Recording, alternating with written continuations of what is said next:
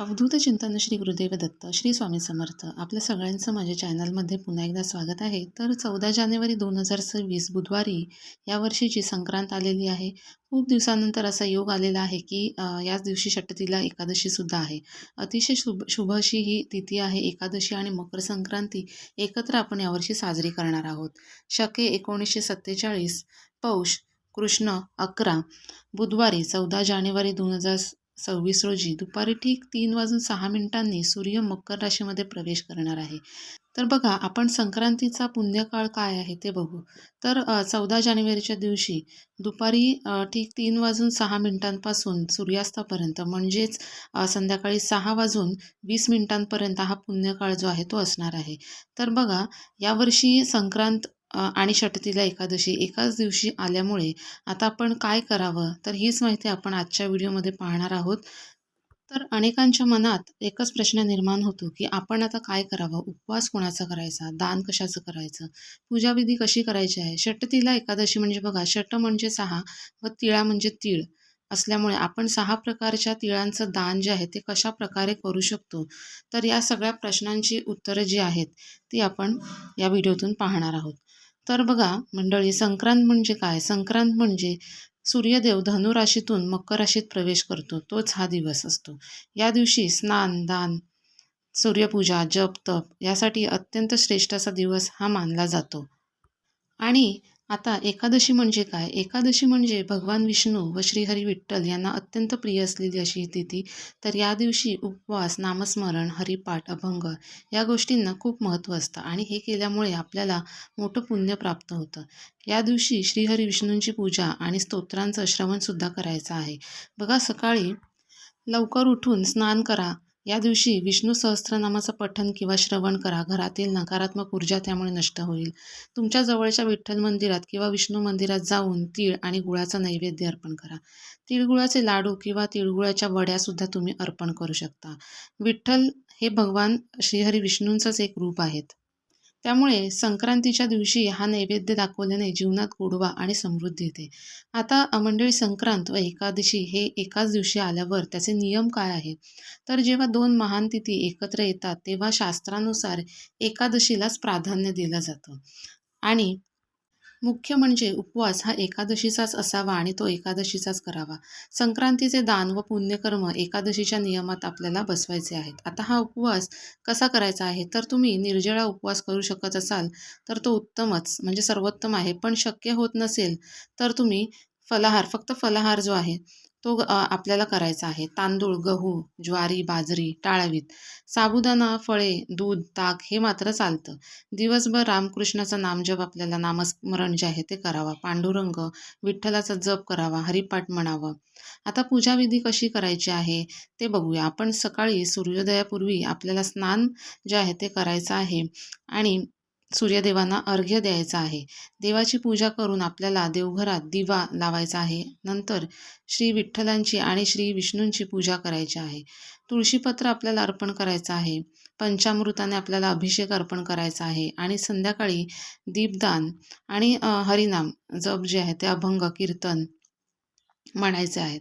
आता बऱ्याच जणींना असा प्रश्न पडतो की मकर संक्रांतीला सत्यनारायण करा असं म्हणतात. मग आता एकादशी आली आहे तर काय करावं? तर एकादशीच्या दिवशी सत्यनारायण पूजा करणं अत्यंत शुभ मानलं जातं. भगवान विष्णूंचाच एक अवतार असलेल्या सत्यनारायणाची पूजा एकादशी तिथीला केल्यास त्याचे विशेष असं आध्यात्मिक लाभ आपल्याला मिळतात. तर या दिवशी तुम्ही सत्यनारायण देखील करू शकता. तर 11 वर्षानंतर यंदाच्या मकर संक्रांतीला हा दुहेरी योग जो आहे तो जुळून आलेला आहे. त्यामुळे या योगाचा लाभ आपण कसा करून घ्यावा? तर या दिवशी आपल्याला तिळाचे 6 प्रकारचे दान सुद्धा करता येईल.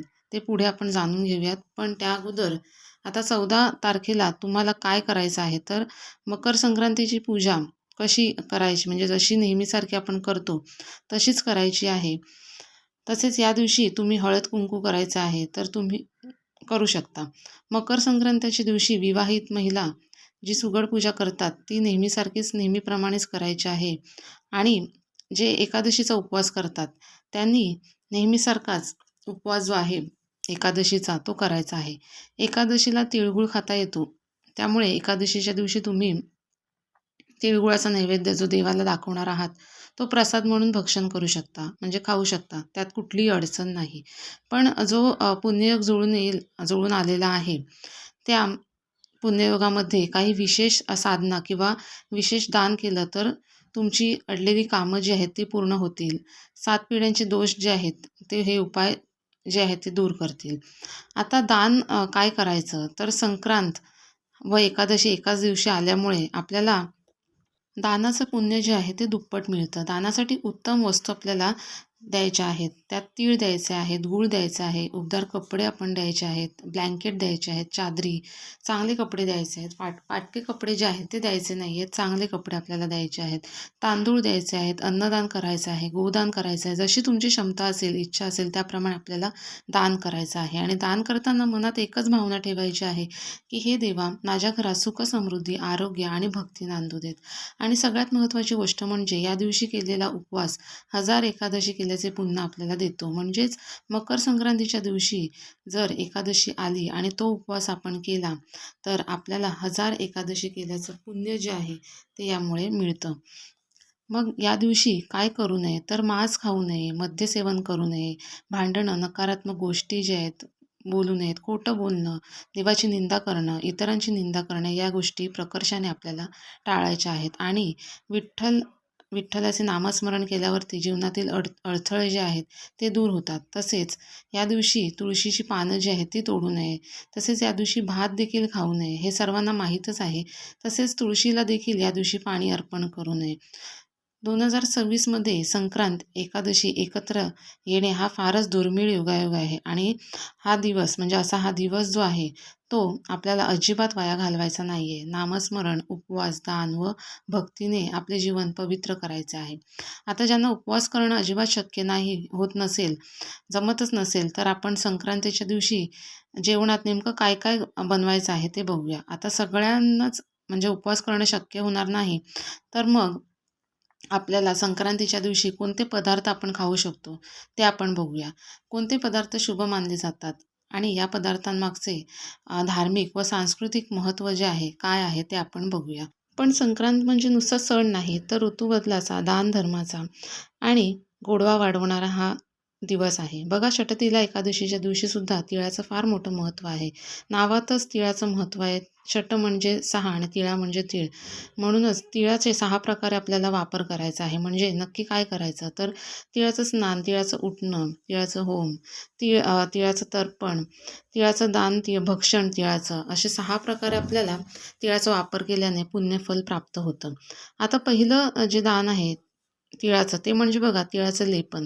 तर मकर संक्रांतीच्या दिवशी जेव्हा लवकर उठतो, अंघोळ करतो, तर अंघोळ करण्यापूर्वी शरीराला तिळाचं लेपन जे आहे ते करायचं आहे. म्हणजे संघाला तिळाची पावडर जी आहे करून ते उटणं जे आहे ते लावायचं आहे व अंघोळीच्या गरम पाण्यामध्ये आपल्याला पांढरे तीळ टाकून मग त्या पाण्याने आपल्याला स्नान जे आहे ते करायचं आहे.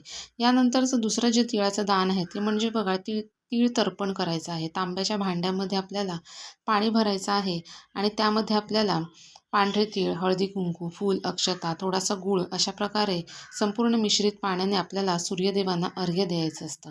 अर्घ्य देताना ओम गृहिणी सूर्याय नमः हा मंत्र म्हणावा. यानंतरचं तिसरं जे दान आहे ते म्हणजे बघा दक्षिण दिशेला तोंड करून आपल्या पूर्वजांच्या, पितरांच्या नावाने अर्घ्य देता येतं, पण त्याला शब्द आहे तीळ तर्पण. त्यानंतरचं तिळाचं चौथं जे दान आहे ते म्हणजे बघा तीळ होम.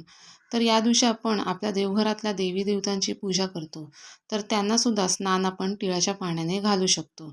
त्याचबरोबर एका पंथीमध्ये थोडेसे तांदूळ, त्यामध्ये थोडेसे पांढरे तीळ आपल्याला मिक्स करायचे आहेत आणि त्यामध्ये आपण 1-2 कापुराच्या वड्या ठेवू शकतो आणि हा कापूर आपल्याला पेटवून द्यायचा आहे.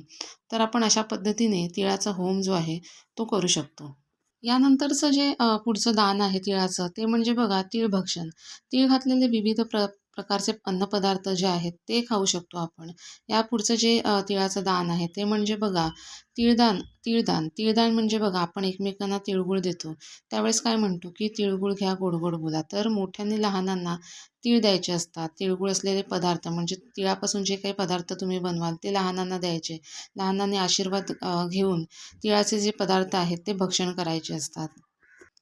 मकर संक्रांतीला सूर्य धनु राशीतून मकर राशीत प्रवेश करत असतो आणि या दिवसापासूनच उत्तरायणाची सुरुवात मानली जाते. याच दिवशीपासून थंडी थोडी थोडी कमी होऊ लागते आणि दिवस तिळातिळाने मोठा व्हायला लागतो. म्हणूनच डिसेंबर जानेवारीमध्ये शरीराला उष्णता देणारे पदार्थ आपण खात असतो आणि गोड बोलण्याचा संकल्प करत असतो. तसेच धार्मिक अर्थ असा आहे की पृथ्वीशी नातं आणि भोगीची भाजी संक्रांतीच्या आदल्या दिवशी आपण करत असतो. भोगीच्या भाजीत आपण वांगी, मटर, गाजर या सगळ्या भाज्यांचा आपण समावेश भोगीच्या भाजीमध्ये करत असतो आणि या दिवसात हे भरपूर प्रमाणात येत असतं. निसर्गाने दिलेलं भरभरून आपल्याला हे अन्न असतं. त्याचबरोबर आपण तिळाचे लाडू करतो, वड्या करतो, तसेच शेंगदाण्याच्या पोळ्या करतो, तिळाच्या पोळ्या करतो, गुळपोळी करत असतो. तसेच काही घरांमध्ये तर पुरणपोळीचा सुद्धा नैवेद्य दाखवला जातो. हे सगळे पदार्थ म्हणजे आपल्या शरीरात उष्णता निर्माण करणारे पदार्थ आहेत. म्हणूनच आपण त्यांचा वापर भरभरून करत असतो आणि तो नक्कीच करावा. संक्रांतीच्या दिवशी देवाला दाखवायचा नैवेद्य असतो तिळगुळ, बाजरीची भाकरी, भाजी, पुरणपोळी, गूळ, तसेच तिळपोळी, गुळपोळी, शेंगदाणा पोळी असे पदार्थ आपण दाखवत असतो. हे पदार्थ उष्ण असतात आणि संक्रांतीत म्हणजे थंडी असते, तर हे पदार्थ पोटात गेल्यावर शरीरात उष्णता निर्माण होते. म्हणूनच हे पदार्थ आपण आवर्जून अगदी या दिवसांमध्ये खातो आणि या संक्रांतीला देखील आपल्याला हे सर्व पदार्थ बनवायचे आहेत आणि खायचे देखील आहेत. तर मंडळी, संक्रांतीच्या दिवशी गोड खा, गोड बोला आणि गोड आठवणी साठवून ठेवा. तर मी जी काही संक्रांतीची याविषयी माहिती तुम्हाला सांगितलेली आहे, एकादशीची आणि संक्रांतीची थोडक्यात माहिती देण्याचा प्रयत्न केलेला आहे. मला खात्री आहे की हा व्हिडिओ तुम्हाला नक्की आवडलेला असेल. व्हिडिओ आवडला असेल तर नक्कीच लाईक करा, शेअर करा आणि चॅनलला सबस्क्राईब करायला विसरू नका. हा व्हिडिओ शेवटपर्यंत पाहिला त्याबद्दल तुमचे खूप खूप आभार. धन्यवाद.